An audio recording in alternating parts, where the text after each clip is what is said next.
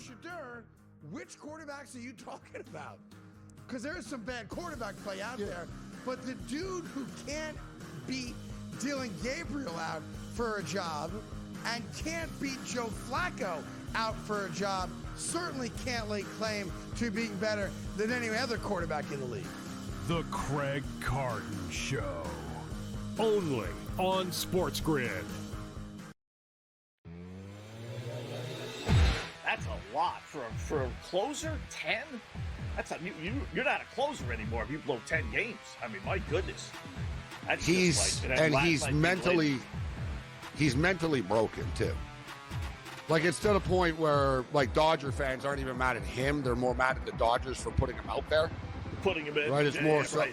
Yeah, it's like, guys, like, he's done. In-game live, only on SportsGrid.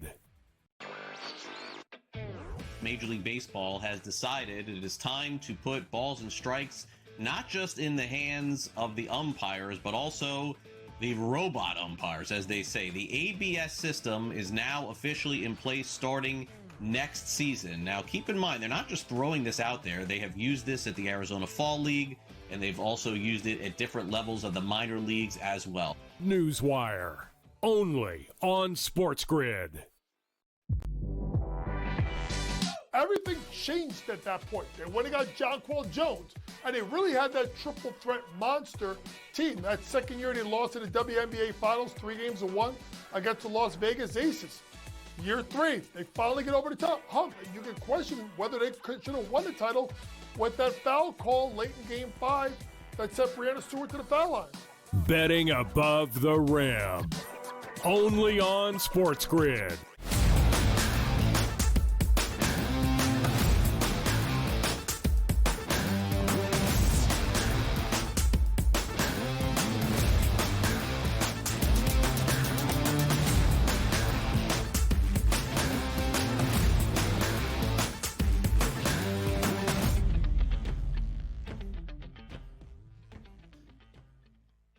It's a Thursday, and it's time to rise and grind right here on the SportsGrid Network. It's time for the early line, and sometimes dreams do come true. Going to bed last night, how many games would we wake up to today in Major League Baseball? 4 series. We still have 3 left, do or die on a Thursday. Oh, my goodness. We absolutely love that. And also, the NFL is back in our lives tonight for an NFC West battle for the healthy Los Angeles Rams and the unhealthy San Francisco 49ers. And away we go this morning. You know the drill. 2 hours to get you ready. Set the table for your SportsGrid day. Donnie Rightside, Joe Ranieri, ready to go. We had hoped and wished yesterday, Donnie, that we would get not 1, not 2, not 3, but 4 maybe baseball games today. But 3 out of the 4, I guess, listen to us. That makes this Thursday heading into the weekend a pretty fun time of the year, doesn't it? Yeah, Reds, thanks for showing up to the playoffs. It was nice you had a 2-0 lead yesterday, but your boy DRS had an over 4.5 team total that cashed in. And also, bye. 1-0 yesterday, Joe. You got the push in your wild card round here. We'll take the plus money and keep it moving forward. And also, to the people out there, Joe, that say, Major League Baseball just isn't that fun anymore. It's time to get caffeinated with a little Caffeinated Joe.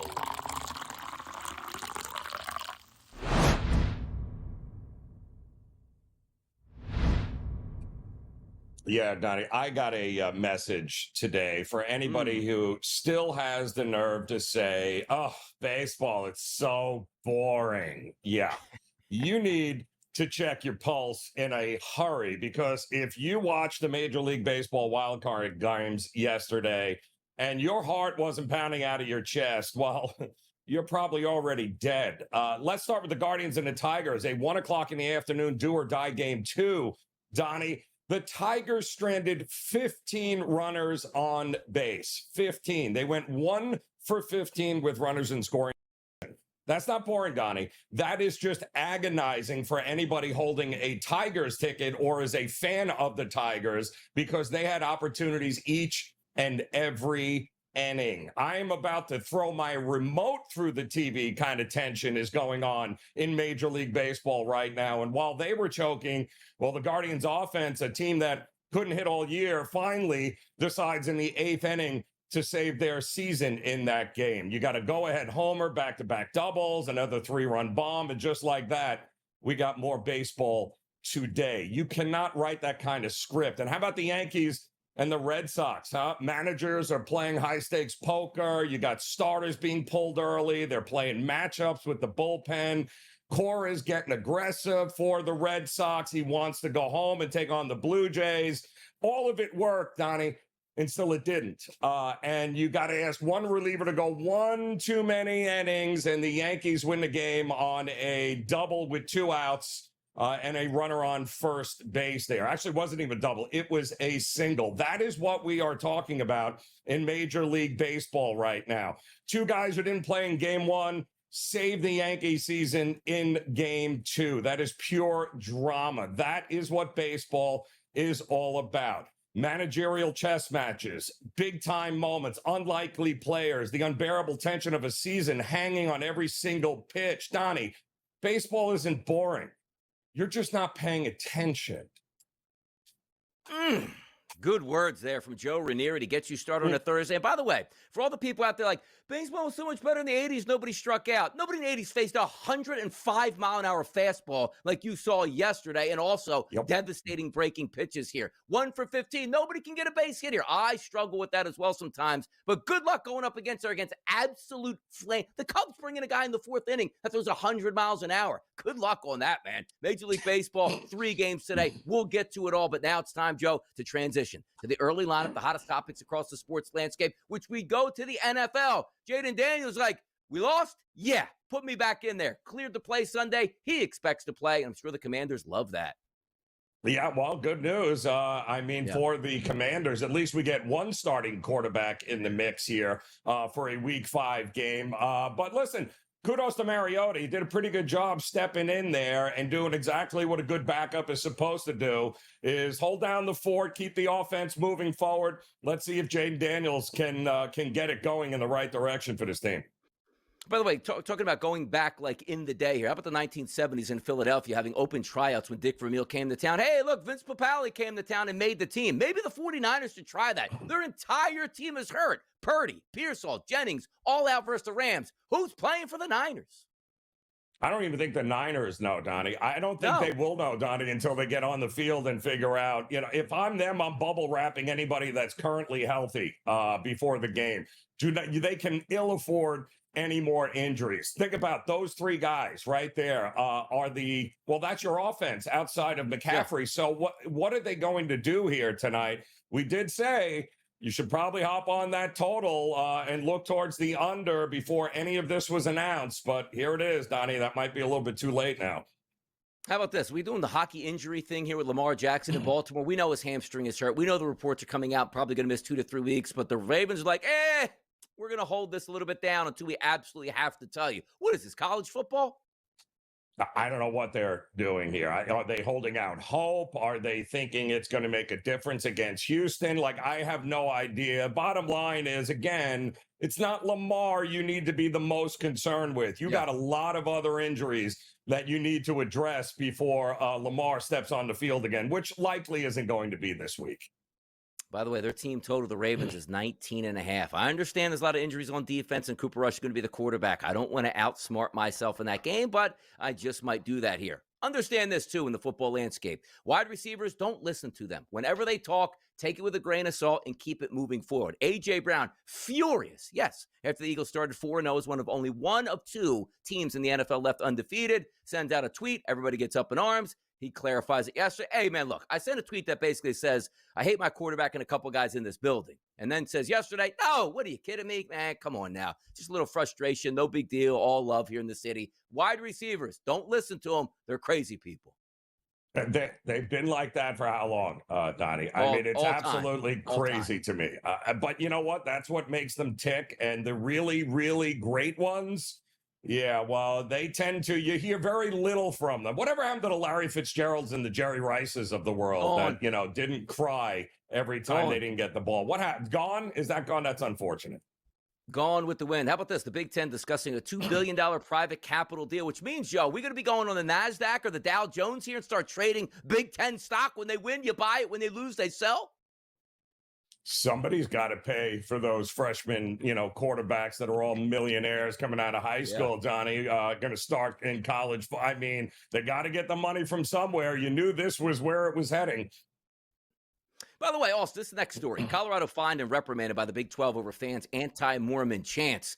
I'm not going to go either direction on this one. Fined $50,000 at this point, but the chants didn't seem all that bad. They just threw a curse word in front of their name and you move on. But I guess, hey, kids will be kids is what Deion's saying. Has that not been happening for like years? Call me crazy. College football stands are just absolutely any way they can get an edge, Donnie. The fans will take it. Exactly. How about this one? The Los Angeles Dodgers 8-4 over the Reds. They move on to take on the Philadelphia Phillies. And as Joe put out all week long, and I rode that crest, man, that bullpen stinks for the Reds. How about late tack-on runs to score 8 runs? I only needed 5, Joe. That's all I needed. Yeah, and you got them here, and I'm shocked that the Dodgers bullpen didn't give up more.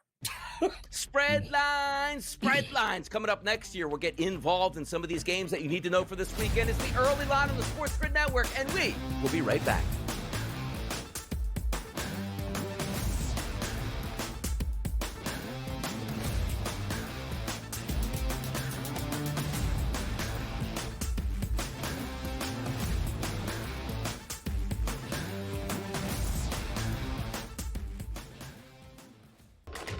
Enter into the magical world of McLuck.com, where even the smallest of spins can win real cash prizes. Adventure into over 1,000 of the best Vegas-style slot games. So what are you waiting for? Unlock your free welcome offer today. Join the fun where winners play and players win. Well, Shadur, which quarterbacks are you talking about? Because there is some bad quarterback play out there, but the dude who can't beat Dylan Gabriel out for a job and can't beat Joe Flacco out for a job certainly can't lay claim to being better than any other quarterback in the league. The Craig Carton Show. Only on SportsGrid. Major League Baseball has decided it is time to put balls and strikes not just in the hands of the umpires, but also the robot umpires, as they say. The ABS system is now officially in place starting next season. Now, keep in mind, they're not just throwing this out there. They have used this at the Arizona Fall League, and they've also used it at different levels of the minor leagues as well. Newswire. Only on SportsGrid. That's a lot for a closer. 10.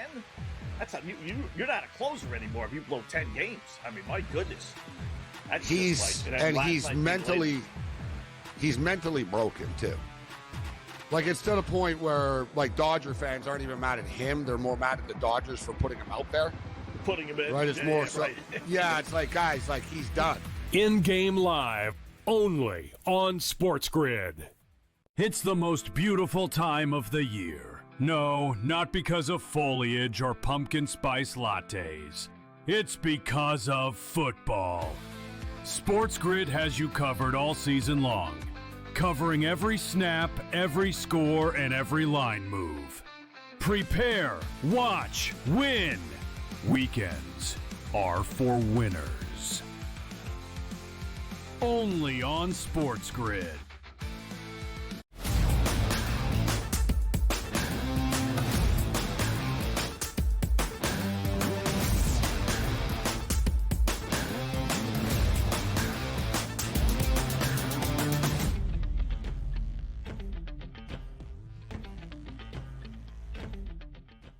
Get excited, people. You made it past Hump Day Wednesday. It's Thursday. 3 elimination games in Major League Baseball. 1 NFL game this evening that we're going to watch against 2 good teams. Just one team's a little bit more injured than the other one. But this is the time of the show, Joe, that we like to give to the people. It's the spread lines. And if you combine them, it's the spreads and headlines of games that you need to understand. And we take a little bit more in-depth detail of why you should be paying attention. And we're going to start here with tomorrow night's game. West Virginia and BYU. What happened to West Virginia? They're 18.5-point underdogs at BYU and a total of 47.5 points. Joe, the spread line for West Virginia and BYU is what? Yeah, well, it's going to be increasing here, Donnie, as the Mountaineers. Remember that when they beat Pitt in that backyard brawl? Remember? Yeah, that feels Big like time. 3 years ago because ever since that time, Donnie, they've been outscored 89-24 in their other 2 conference games since here. Their starting quarterback didn't play last week. Doesn't look like Rich Rod is going to roll him out here this week. Looks like he wants to see what else he has in that quarterback room here, which is not a good sign as we head into week 6. The Mountaineers offense, Donnie, has scored fewer than 14 points in 3 of their last 5 games because the offense, well, what's the word I'm looking for, is horrific. And BYU, on the other hand, great defensive team, figuring it out on offense. Points are going to be very hard to come by in this game, which is why we have seen, Donnie, the under seem to get a little bit of love here. We know this 18.5, 19.5. It wouldn't shock me if this makes it to 20 before kickoff tomorrow, but keep an eye on the total because the total appears to be where the money is going, and the lack of offense for West Virginia appears to be getting some under money in this one. Ooh, James Franklin backers rise to the occasion this week. Why? Penn State's playing a team they should crush when they typically like to try to crush those football teams. A devastating loss to Oregon at home. Now you got to fly out to the West Coast. And I remember also James Franklin crying about flying to the West Coast because the airport closest to Happy Valley in Penn State doesn't have a long enough runway, so they got to take another trip to like Harrisburg to get a long enough runway. Don't make it make sense because it doesn't. But the spread line this week is Penn State open up around a 27.5, 28-point favorite. It's down to 24.5 and a total of around 49.5 to 50.5, depending on where you're shopping. Penn State looking to bounce back versus UCLA. What's the spread line here, Joe? Well, the spread line is be very, very careful here. UCLA now a 24.5-point home underdog. That is the biggest deficit as an underdog that this program has faced since a 32-point dog back in 2008 against USC. They lost that game 28-7, but they covered. And now you've got a Penn State team that has to be suffering a bit of that hangover after losing to Oregon last week in overtime. But here's the kicker. Penn State is, and a priceless stat here, Penn State is 10-20, 33.3% against the number, coming off a straight-up loss since 2015, Donnie. That is absolutely unbelievable. And yet we're seeing nearly 79% of the money, 84% of the tickets, all coming in on Penn State. It might very well be the biggest public play this week. Why? Well, recreational bettors love big road favorites because, well, they're the better team, right? They should win. They're going to bounce back. The problem is the point spread is the great equalizer. Tread very carefully with Penn State this week. They'll win, but UCLA's got nothing to lose, and I'm not running into the window to lay over 3 touchdowns with Penn State. Let's see what James Franklin has for those backers there in the boosters. He loves these type of games. We'll see if that environment is anything like it should be at the Rose Bowl this weekend. Denver and Philadelphia, Bo Nix and Jalen Hurts in the NFL. This line opened up around 4.5, Joe. Now we're starting to see 3.5s creep in across the sports betting landscape and a low total, which opened up at 42.5, but still sits around 43.5. Denver and Philadelphia, the spread line here, Joe, is what? Yeah, well, it's interesting here because I think one of the biggest factors we got to keep an eye on here is that Broncos run defense. It ranks 9th, Donnie, right now, according to Pro Football Focus. But, you know, you're going to tell me, well, Jonathan Taylor, I mean, my goodness, he ran for almost 7 yards per carry in week 2. Yeah, that was kind of an outlier because he also had a 68-yard run to the house there, which kind of messed up the numbers a little bit. But Bo Nix, we know the thing about Bo Nix is that he had dominated the Bengals last week. And as a favorite, Bo Nix 9-2 against the number in his career. I mean, that's a pretty good percentage as a favorite. As an underdog, he's 4-7 against the number, losing his last 4 starts straight up and against the number. But here's the thing that I love about this. He is 20-2 as a quarterback with the Broncos when you use him in 6-point teasers, Donnie. How do you like that? He has covered 12 straight 6-point teasers as a QB for the Denver Broncos. There you go. Take a look at that. How about this game? The Dallas Cowboys and the New York Jets, a 2.5-point favorite for the road team. The Dallas Cowboys up against Joe's Jets. The spread line here is what, Joe? Yeah, well, the spread line, Donnie, is this is a classic pros versus Joes here. You've got the public going, did you see the Jets on Monday night? This team is awful. There's no way they're going to beat Dak and the Cowboys.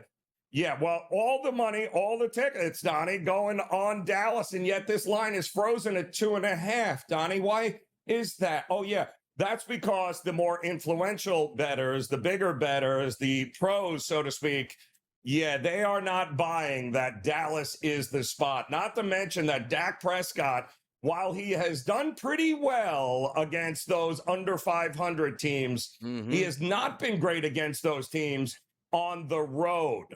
10 of the last 13 road teams that were under 500, 10 of those 13 were outright losses for the Dallas Cowboys and Dak Prescott. Tread carefully with the Cowboys. Detroit and Cleveland, not in football, in Major League Baseball. Somebody's going home if they lose today. Detroit and Cleveland, Joe. The spread line here is what? Yeah, well, the spread line is, like we've been telling you all week, focus on the total. The 6.5 right now, Donnie, would not shock me. This is bullpen games written all over it. They're going to throw everything out there. Doesn't mean these teams are going to hit any better. Focus on the total in this game. Focus on the total in that game. Maybe focus on the total on Thursday Night Football. This is a tough handicap. Joe Ranieri, Donnie Rightside will take you through what you need to know for Thursday Night Football next, right here on the early line.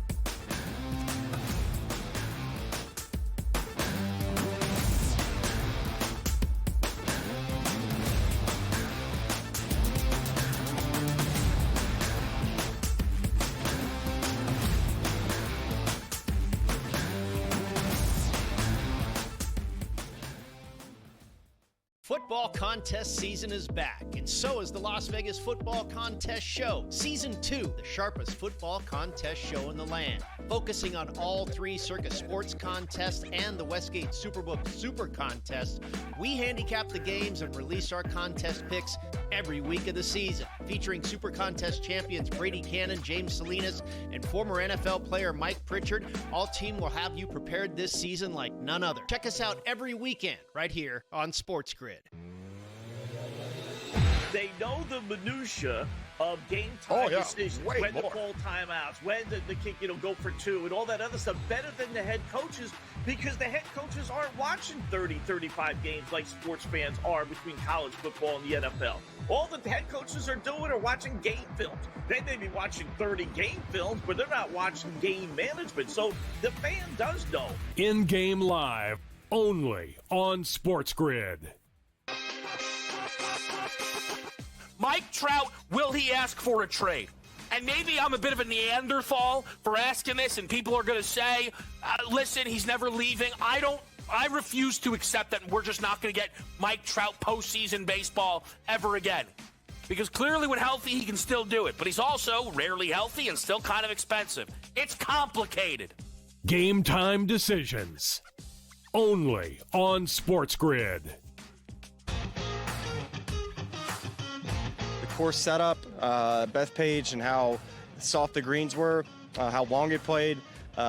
It definitely was an advantage for Europe from my mind, and they putted better. Well, but do you think, in a weird way, that same setup is what allows the Americans to get back in it today? Because you do see a lot of those big putts made. Yeah.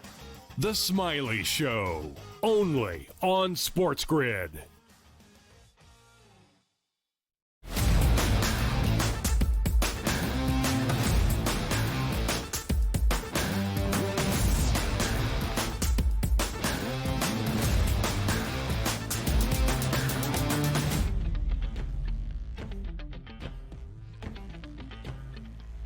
Yeah, we're going to talk Major League Baseball. No doubt about it, people. 3 elimination games on a Thursday, 1 starting in the afternoon. That is absolutely fantastic. But the bigger questions are coming up as there's an NFL game tonight. Who's actually playing? We know the San Francisco 49ers are going to show up. We know the Rams will be there, but who's actually going to be in uniform? That's the bigger question. Joe Ranieri, I look at this game and I say to myself, the look-ahead line, -3 for the Rams makes some sense. The line on game day, 8.5 points because of how many injuries the San Francisco 49ers have sustained over the offseason and the past couple weeks. The total in this game opened up 47.5. That's now been bet down to 45.5 at most outlets. Let's start there, Joe. Divisional rivalry, but these two teams, different markups. One's healthy and ready to go. One's not. Yeah, and it's been kind of all Rams in this series over the last couple of years. McVay's kind of had Shanahan's number, healthy or not healthy here. But, I mean, it's so hard, Donnie, to figure out what are you going to get from this 49ers offense here tonight? I mean, do we have any clue whatsoever offensively what they are going to bring to the table? I don't.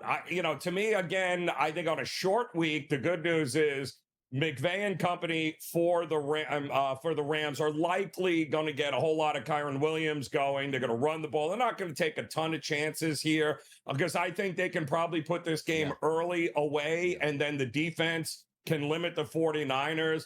But my goodness, I mean, it has just been one after the other. We thought they were the injury team last year. Well, they're the injury team this year, and if it wasn't for the Ravens, we would, again, just be talking about how terrible these injuries are for the 49ers. It's just absolutely crazy to me how bad it has been for this organization over the last year and a half.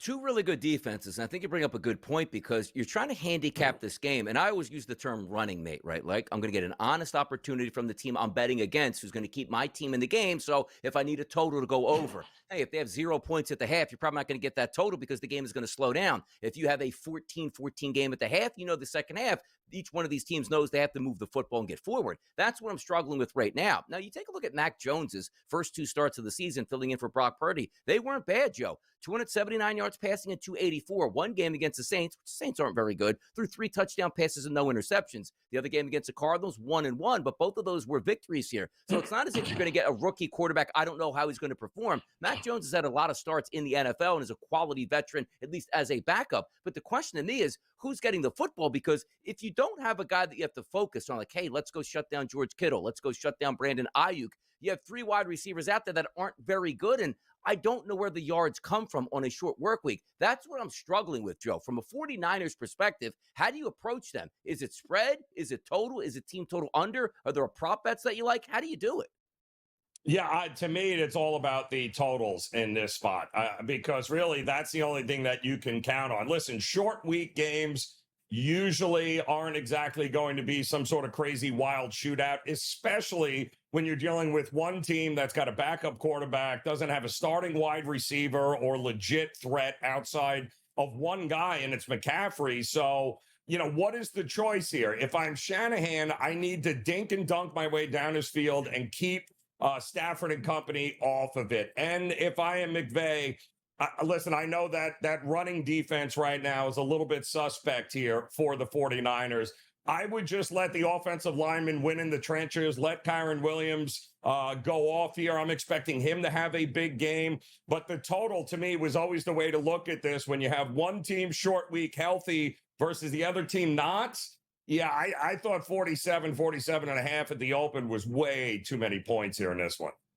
By the way, let me ask you this question, too, because sometimes you have to take a look at the long term for the 49ers. Like, they're hoping to get players back. And this might be one of those games where you don't throw in the towel because it's a division rival. They'll play hard. But sometimes you can't, burn the candle at both ends. The reason I bring this up is, are the expectations, Joe, that Christian McCaffrey just played Sunday is going to get 35 touches in this game on a short work week? Like, his rushing prop total is 62.5, and his touchdown prop is decent, let's just say, at a minus 125. But is it smart for Shannon to say, we're probably going to lose this game, and let me get my star ball carriers at injuries in the past, 35 touches? The reason I bring this up is Brian Robinson Jr. is going over 20 rushing yards in each of the first couple games that he's played. He's 16.5 in this game. You can't lead me to believe that McCaffrey is going to play 98% of the snaps on a Thursday night. Maybe a backup option is best, but so many intriguing options, Joe, to go after tonight.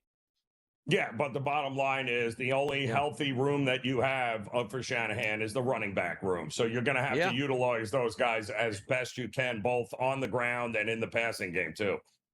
Yeah, we'll hit this game a little bit later because it's not a great game on paper here because the 49ers are so injured, but some intriguing options that you can bet on and make some money, no doubt about it. More NFL news and notes coming up next right here on The Early Line.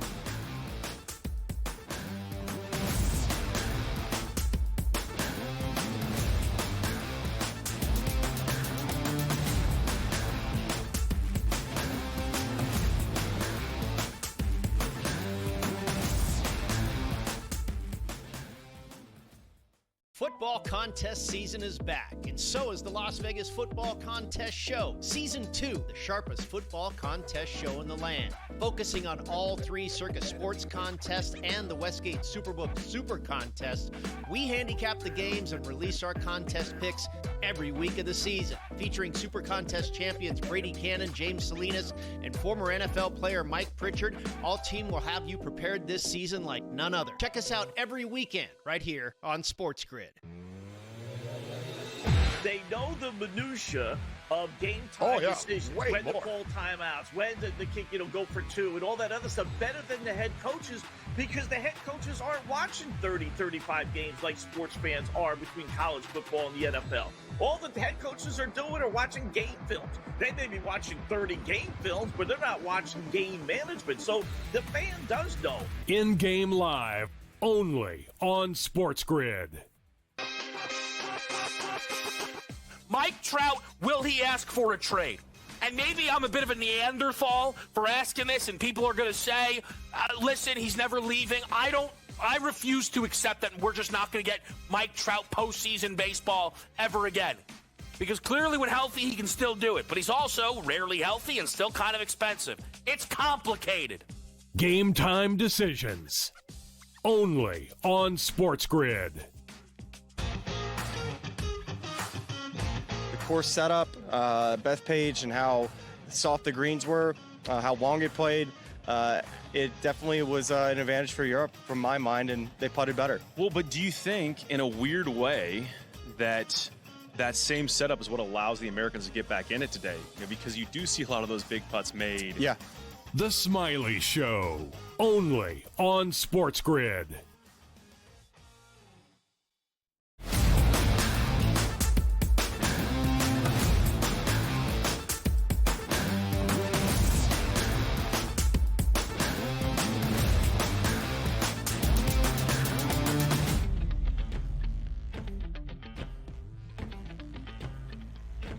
It's about time. Yes, it's about time for the early line. We've been on the air already. It's hour number 1. You're watching, you're enjoying. It's Donnie Rightside. It's Joe and Erie. It's how we get down each and every Monday through Friday right here on the SportsGrid Network, 7 a.m. to 9 a.m. But sometimes we get some topics that pop up that we're excited about, and we expect it to happen. You know what that is? Dillon Gabriel is going to start for the Browns over Joe Flacco. The old man in the sea gets shown the bench. It's time for the future, which is right now. How about this?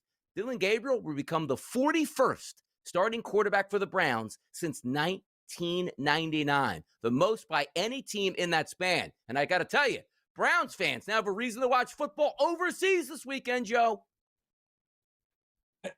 It was just, I don't know why it took this long, Donnie, if we're being completely honest. Yeah. What was this year supposed to be for the Browns? I mean, granted, you need to start Flacco and maybe game 1, maybe game 2. Mm-hmm. But after that, what are we doing here? The entire season, especially with the number 1 defense, Donnie, in the NFL, and a whole lot of metrics here.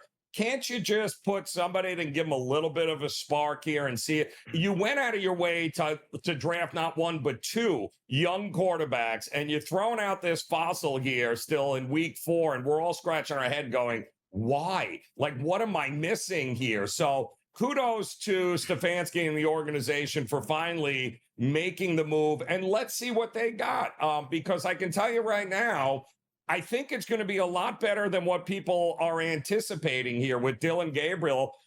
He is clearly the better quarterback in the room. Not like there's a lot of choices in that room, Donnie, but he is clearly, according to Stefanski and the coaching staff, he gives them the best shot at winning. So let's see if he can win a couple of games. I like this move, and I'll be watching there certainly Sunday morning to see how he does. But also understand this. There's 2 sides to every story. Like, Joe Flacco knows he was brought in to be like a placeholder. Lightning in a bottle, we win 10 games, make the playoffs, that's great. We knew that wasn't happening because Cleveland was one of the worst teams coming into the season in the odds market with their win total. So we were just expecting, hold the candle, for a couple weeks here before you pass that candle over and see what happens. It's Dillon Gabriel now. But I saw a video yesterday that we're going to show right now, and that's from, Sanders talking, but not talking was baffling. Let's take a look. Third quarterback.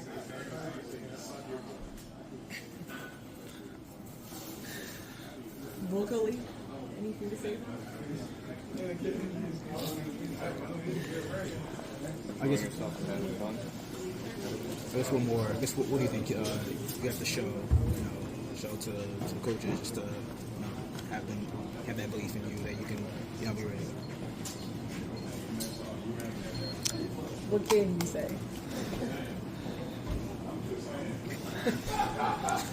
How much has Joe been important to both you and Dylan in terms of your guys' development to this point?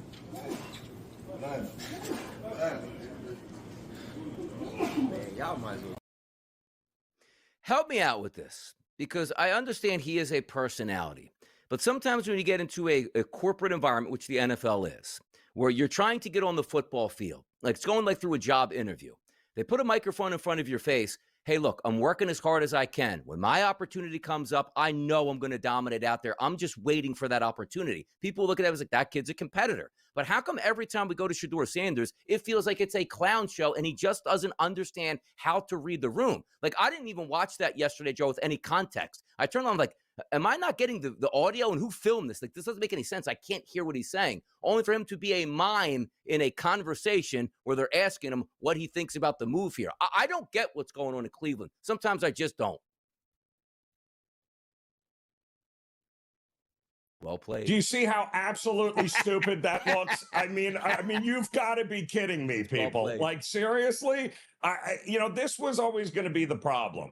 Donnie, the kid has obviously got a ton of athletic ability. He's got a ton of talent. But the question was never going to be, could he make it athletically? It was always above the shoulders. How do you take a kid that has literally been spoon-fed since birth, has been, he's got a Hall of Fame father. It was his coach in college.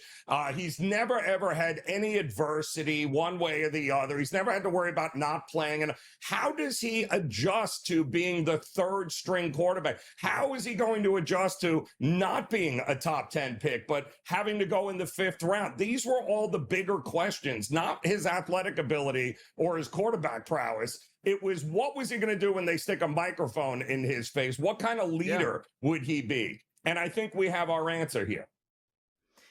And again, like all the background noise, and it started like, a year and a half ago. I'm going to pick the school for my son, or pick the team for my son when the draft comes up, and he'll go top 5 and he slips. And, the Ravens pick up the phone, who's a great organization. The Philadelphia Eagles pick up the phone. Hey, we're thinking about drafting Shedeur here. No. We want to go to his place where we can start. And then he drops all the way to the 5th round. And instead of coming in and saying, you know what, I'm just going to work hard and let the chips fall. Because understand this, the Cleveland Browns aren't teaching him a lesson. The Cleveland Browns every single day, whether it's in front of the chalkboard or out on that practice field, are reviewing each one of their quarterbacks to see who is viable to start a football game that weekend. And it's clear that Dylan Gabriel has out-practiced him all the way through and outplayed him in the preseason games. And that's why we're doing this. This isn't another one of those, schemes where, they're just trying to prove a point and humble the kid. No, they're not. Dylan Gabriel right now is a more effective starter, they believe, than Shedeur Sanders, regardless of what he says. And instead of saying, you know what?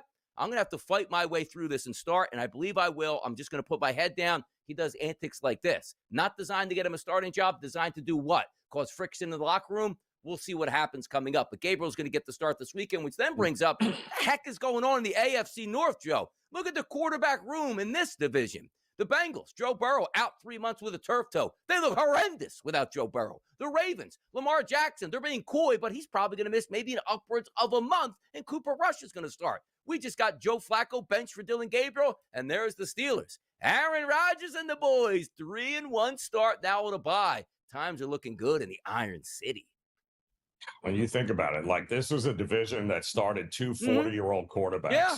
Now one of them is hurt, or one of them has been demoted. That's a shocker right there. And now we are left with a couple of backups with awful offensive lines, trying to go out there and make a difference or hold down the fort. Yeah. I mean, it's so funny for all of the craziness surrounding Aaron Rodgers with the Jets over the last couple of years. It's just amazing that he landed in the one division, Donnie, as a year older quarterback in his 40s now, and by default he is the best one in that division now. And by the way, you gotta like his chances there of continuing to get better and better with the Steelers. They should be the clear favorite moving forward until we can figure out the injury situation with the Ravens I have no doubt that the Browns and the Bengals at this point will be going in opposite directions. About to start playing some renegade people for those Pittsburgh Steelers fans here. How about this? Washington and Los Angeles. That's the Chargers going to tangle this weekend. Jaden Daniels, he's ready to get back in there. How effective, Joe, can he be this week against the Chargers? Well, he wasn't really that great the first couple of games he played. And that I think was to be expected because, listen, year 2, we saw Bo Nix take, have a couple of rough games early on in this season. You give defensive coordinators a year worth of tape. They're going to figure some things out on you. And that's exactly what appeared to happen in the first couple of games because that offense was not as electric as it was last year. Now, listen, Mariota stepped in. Putting up points has not been an issue with Mariota under center. The defense has been the issue. Let's see if they can keep putting points up with him under center now. How about this? The guy under center is Jalen Hurts in Philadelphia. He's not getting the ball enough to A.J. Brown. And wide receivers don't care if you go 17-0 and win a Super Bowl. If they are not getting their statistics, they are checked out at this point. Are we expecting a big performance for A.J. Brown this weekend and a force feed of the football to sort of remedy the situation here?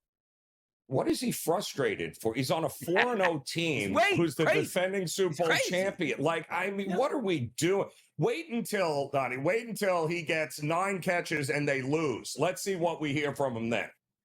By the way, he's highly compensated. But you know what you don't hear? Devontae Smith is a Heisman Trophy winner, Super Bowl championship, and highly compensated. We don't hear him yelling. AJ's just a maniac. By the way, love you, AJ. Get out there and dominate this week. Major League Baseball up next.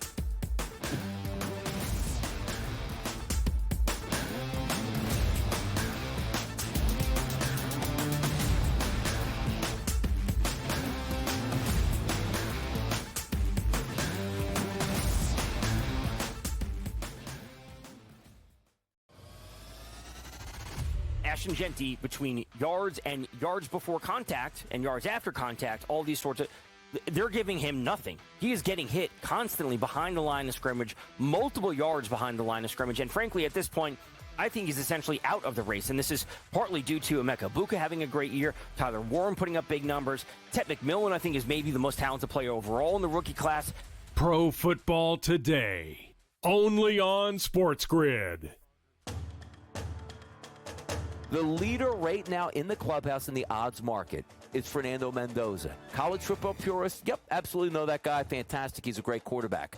Non-purists who are tuning in just for the biggest games, who is this guy, Joe, and how did he get here? He came from Cal. He's a mobile kid. He's big. He's about 6'3", about 220. He's a gutty kid and had a great performance for Kirk Cignetti. SportsGrid's College Football Today. We're in a weird place with Trevor Lawrence. This was another one of these quote-unquote can't-miss generational quarterback prospects, right? Everybody was salivating over when he was a freshman winning national championships. And here we are, about 5 years later, looking at ourselves going, is it just time for Trevor Lawrence to get a change of venue or something? Like, what's got to give here? Hopefully this Liam Cohen offense starts to come together. Fantasy Sports Today, only on SportsGrid. The Americans got to find answers in these partnerships, and I think they need to look at their who's making these decisions from a stat standpoint. Well, it's so funny to me, especially coming off of the Walker Cup just a few weeks before, how it just seems like there's this glaring chasm between American partnered match play and American individual, singles match play. The Smiley Show, only on SportsGrid.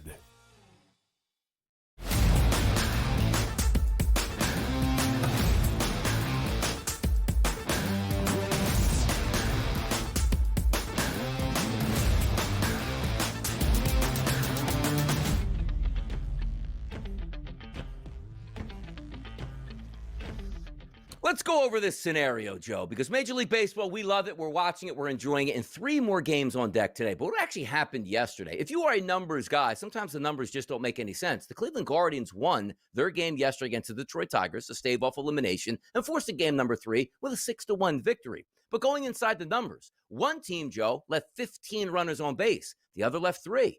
One team had 15 opportunities to score a runner with a runner in scoring position. The other team only had 3 chances. The team that barely had any chances, didn't leave anybody on base, That was the team that scored 6 runs. The Tigers were littered on the bases yesterday and just couldn't score. How depressing must that be for the Tigers, saying, we should have won this game 10-6 at that point and had tons of runners cross the plate, but they didn't. And we have the game number 3. My goodness, we had the Tigers yesterday. That's a tough pill to swallow. Well, and it's not just yesterday, though, Donnie, because through 2 games, the Tigers have now left 21 runners on base. They've gone 2 for 23 with runners in scoring position, including that debacle yesterday. By the way, the Guardians, they didn't have a ton of runners in scoring position, but when they did, they went 2 for 3. And that was the difference. They stranded 3 base runners. They're 3 for 10 with 8 guys left on base in the series, but somehow they scored 6 runs, including 5 in the bottom of the 8th yesterday, because they took advantage of the limited opportunities that they've had. But when they did, they've taken advantage of it. That's the difference. The Tigers still can't get that big. And this is not just a now problem. This has been a problem going over the last month. In fact, I can make the argument the entire second half. We've seen a lot of this from the Tigers. By the way, guessing right for a manager and using that instinctual feel is the difference between winning and losing, going home and advancing. The reason I bring that up is yesterday the Padres won 3-0 over the Cubs. I like the Padres in game number 1. They had a lead until they didn't. Maybe they should have pulled their pitcher a little bit earlier. Yesterday, we talked about it, Joe, in the handicap. Dylan Cease was so boom or bust, and he was boom yesterday. 5 strikeouts over 3 2/3 innings pitched, no earned runs, and a walk, giving up 3 hits. They pull him out. They don't score the rest of the way, the Chicago Cubs. And by the way, if anybody wants to get up there against Mason Miller and try to hit him, yeah, good luck with that. 27 pitches, 5 strikeouts as he worked an inning and 2/3 here. But the reason I bring this up, Joe, 1 for 11 with runners in scoring position for the Padres, 0 for 3 for the Cubs. Now, maybe they deserve to lose that game, but Kittredge came in the game to open it up, gave up a run. That's not the question. Shota Imanaga, the question in the ballpark was, hey, look, you probably should get a reliever up because Manny Ramirez is on deck. They don't do that. Manny came up to the plate. Imanaga pitched to him. Bang! 2-run home run, 3-0 lead for the Padres yesterday. So credit San Diego for making the pitching move. And then you take a look at Craig Counsell, a high-paid manager, didn't make the right moves yesterday. Well, and listen, again, we're very similar to the Guardians in a Tigers series, right? I mean, the Padres have generated more scoring chances through the first 2 games, but they're still 3 for 18 with runners in scoring position. They've left 11 guys on base. And by the way, Chicago, they haven't had as many guys on base, 0 for 6 with runners in scoring position with 6 guys left on base. So this is not, exactly going to be an offensive bomb fest here either. The interesting part now is that you just burned 2 of your high leverage relievers because you had to yesterday for the Padres, right? They didn't, Dylan Cease got 11 batters? That's what he faced there. And then they went to their 2 best guys to close it down, and they advanced. I don't think either of those guys are going to be available for the Padres, but I can tell you this, Kittredge and Pomerantz, Roger, the guys that have been the number 1 bullpen since the All-Star break, since the trade deadline, rather, the Cubs, all of those guys are ready to go here. So it wouldn't shock me at all if they're just throwing everything out there here today. The Padres could be without their 2 best guys. By the way, Morion, Miller, and Suarez back to back to back. That's just not, that's why guys can't get base hits, man. It's just too hard to hit some of these high leverage relievers coming out of the bullpen. But also, we're going to talk here about Shota Imanaga on Manny Machado. We got some video right here. Let's listen in. Yeah, so in that situation, walking him, it wasn't really too much in my head. It was maybe like a 50-50, but that splitter, that was meant for down in the zone, and it just hung a little bit. And for me, it was just like, why did that happen? And it's something that I'm going to think about and make those adjustments that I need to. By the way, that video just threw me off. I'm like, damn, he speaks really good English, but apparently that was his interpreter there talking about the scenarios that Imanaga was feeding them. Yeah, I was a little strange with that as well, Donnie. I wasn't quite sure, but yeah. But basically what he's saying is, this has all been about bullpens, not necessarily all starting pitching, but, the ability to be able to make big pitches. So what we're seeing here, Donnie, in a couple of these series is great pitching is dominating good hitting. And I think we're going to start to see more and more of that as the playoffs continue to progress. But starting pitching hasn't exactly, outside of maybe one game, really been the story of this postseason. It's been a lot of the inability of guys to be able to get to bullpens of a lot of games here, and we'll see if that continues. How about Story? Perfect little anecdote here for the next game. That's a 4-3 win for the New York Yankees, but it almost was the Trevor Story game as he knocked in all 3 runs for the Red Sox. But the Yankees end up winning due to the hustle for Jazz Chisholm. Made a great play defensively to save a run and then scores from first base on a single to right field here, barely beating the throw to home plate. Win for the Yankees. Game number 3 on deck. And by the way, here's Jazz Chisholm talking about the game 1 loss. It's a win or go home for us, so it's all about winning. How did you get over that, though? Was it home last night, or what helped you get through that? I played MLB The Show, and I mercy rule someone. That's how I get my stress off. We're gonna go. It's just true. Jazz in good spirits. How about that? Yeah, but I don't expect him to be on the bench or Ben Rice in this game because that didn't work out in game 1. And even though early the lefties on the mound here today, they're not going to make Boone's not making that decision again. He will throw out his guys, do or die. You put your best guys in the lineup and let's see where the chips fall. Isn't that always the better move? Because if you lose with your best guys, there's no second chance. Oh, maybe you should have put a bench guy in there that has 3 at-bats this season, would have had a better... No. You ride with your guys that got you there. If they lose, it's just the way it is at that point, which the Dodgers rode with the guys that got them there. They won 8-4. Reds go home. Dodgers move on. Yeah, gotta love it.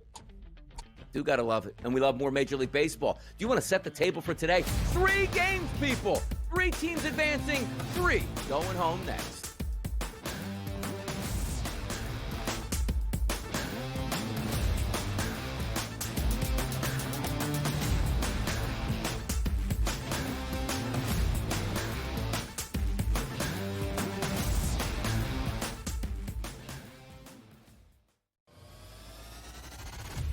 Genty between yards and yards before contact and yards after contact, all these sorts of, they're giving him nothing. He is getting hit constantly behind the line of scrimmage, multiple yards behind the line of scrimmage, and frankly, at this point, I think he's essentially out of the race, and this is partly due to Emeka Buka having a great year, Tyler Warren putting up big numbers, Ted McMillan, I think, is maybe the most talented player overall in the rookie class. Pro Football Today, only on SportsGrid. The leader right now in the clubhouse in the odds market is Fernando Mendoza. College football purists, yep, absolutely know that guy. Fantastic. He's a great quarterback.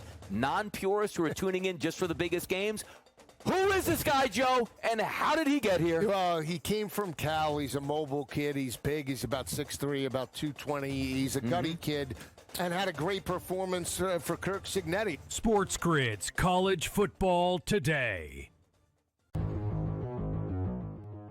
We're in a weird place with Trevor Lawrence. This was another one of these quote-unquote can't-miss generational quarterback prospects, right? Everybody was salivating over when he was a freshman winning national championships. And here we are, about 5 years later, looking at ourselves going, is it just time for Trevor Lawrence to get a change of venue or something? Like, what's got to give here? Hopefully this Liam Cohen offense starts to come together.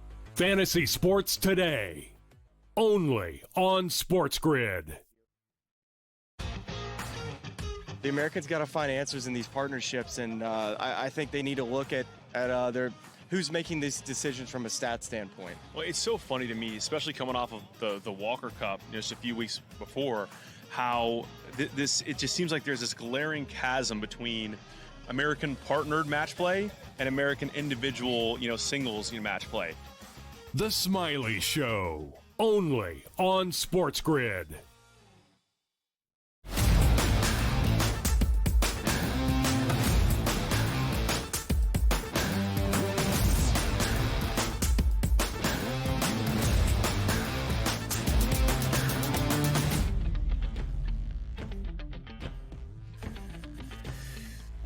Major League Baseball today, 3 games on the docket. Exciting times. One at 3:08, one at 5:08. How about that? And then one a game at 8:08. The first game on deck here is going to be Detroit and Cleveland, 9:09, 9:10 on rotation. The 3:08 start. This line opened up roughly a pick'em, still sitting roughly a pick'em as a slight favorite towards Cleveland today. Could this be the day that both teams break out their bats, or is it all hands on deck and you trust the home team, Detroit and Cleveland, Joe? What are we thinking here in this game today?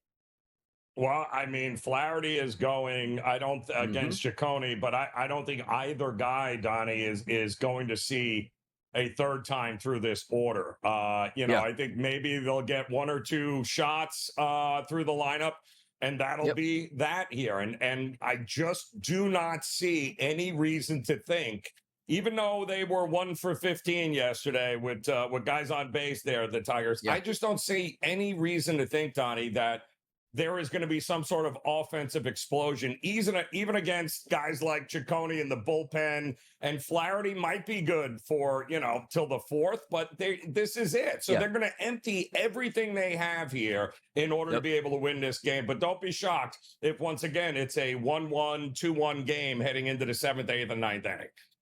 If you take a look, and again, I'm not an ERA guy, but I know a lot of people just use that as a baseline. Since August 1st, Joe, Slade Ciccone, 5.01 ERA, Jack Flaherty, 4.91. To Joe's point, what he's bringing up is, you don't have the pedigree to work your way out of situations. Let's just say 10 years ago, Clayton Kershaw's on the mound, and it's the third inning, runners on first and second, and nobody out. It's not getting the hook because you trust him. Zach Wheeler in Philadelphia, any great pitcher they have, Tarek Skubal, he's going to get the benefit of the doubt. If Jack Flaherty in the top of the second inning, let's just say, or the bottom of the second inning, has runners on first and second base and no out, he probably doesn't even see the next batter in that equation. Those are so hard because all hands on deck games in the playoffs are what we're going to see today. First sign of trouble, you're going to the matchup out of the bullpen. And also, it's kind of funny, the game's going to revolve around your season on Jack Flaherty and Slade Ciccone. Maybe not the best scenario, but it is what it is, and you try to make the best of it here. So an interesting game nonetheless. If there were going to be runs scored just based on starting pitching, you probably get it in this game. But again, it's your bullpen. It's the bullpen matchups. Hey, I think they're going to score a lot of runs. You don't even know who's coming in out of the bullpen at what time. You might see a closer, Joe, in these situations coming in the 5th inning to get you out of that inning. Well, just look at the outs props for the starting pitchers, right? 12 and a half for Flaherty and 12 and a half for Ciccone. So they'll be lucky to get through the order twice. And if any one of them is getting into trouble, the bullpens are coming in. So, 12 and a half outs, Donnie, is kind of crazy. But that's what it's going to be here.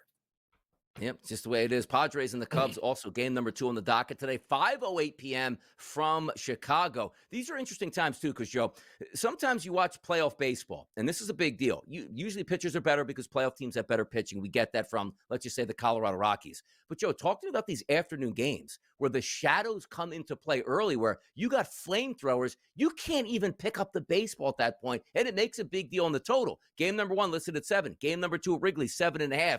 Tyone versus Darvish. How are we playing this Padres-Cubs winner-take-all game? Yeah, this is even more pronounced, right, Donnie? The outs prop for those two starting pitchers, 9.5. Yeah. Wow. So what do you think? Yeah, what do you think is happening here, Donnie? They're telling, much like Dylan Cease, who saw 11 outs on Wednesday, and that was it. And then they went to the bullpen. But you mentioned, the leverage guys here for the Padres have been used in the first 2 games. However, Michael King is available behind Darvish to eat up some innings if they need to. And the Cubs could use Savali next if they need to, because Colin Ray pitched in relief yesterday. So this is going to be a chess match now, right? This is where it comes into who's playing chess and who's playing checkers. It's going to be all about matchups and analytics, but ultimately both teams have guys they need to show up today in this do or die spot. But again, how many runs are we getting here? Are we really thinking this is going to be some sort of slugfest, even against bullpens? I don't think so, Donnie. Next game up, Joe, Roger Clemens versus Pedro Martinez. Could it be? No. Winner take all. Yankees, Red Sox, Connerly early, and Cam Schindler on the mound. So when you talk about maybe a quick hook that's coming, it's going to come in this game. But if we take a look at the lineup here and say, all right, both of these teams should be able to get base hit, whatever. 7.5 is still the total, Joe. A heavy favorite once again for the New York Yankees that we saw yesterday. How do we treat this game? So you're telling me a kid who's got electric stuff, don't get me wrong, but he's got 4 Major League Baseball starts, and now he's going into a winner-take-all Bronx Yankee Stadium environment against the number 1 hitting team against left-handed pitching. Yeah, By the way, should that be kid fun. needs a nickname. I can't be calling him Connolly early at this. I mean, it's too much. Too much right now. Too much early line. Hour number 2 is next. Come on back with us.